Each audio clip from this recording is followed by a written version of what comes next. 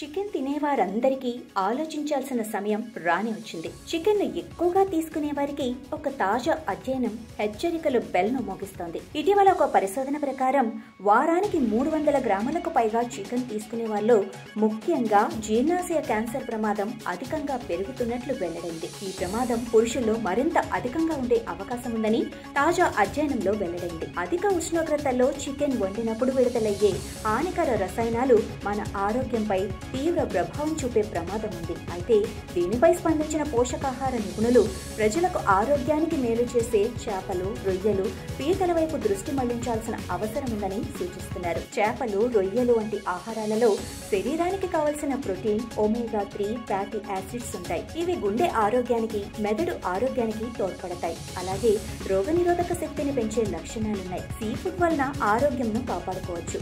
Aqua రైతులు America టారిఫ్ల వంటి సమస్యలతో ఇబ్బందులు ఎదుర్కొంటున్నారు. ఈ పరిస్థితుల్లో దేశీయంగా చేపలు, రొయ్యలు ఎక్కువగా తినటం వలన మనమందరం ఆక్వా రైతుల జీవనోపాధికి మద్దతుగా నిలిచే అవకాశం ఉంది. అలాగే దేశ ఆర్థిక వ్యవస్థలో కూడా మనం కీలక భాగస్వాములం కావచ్చు. Follow fishery news Telugu for more updates.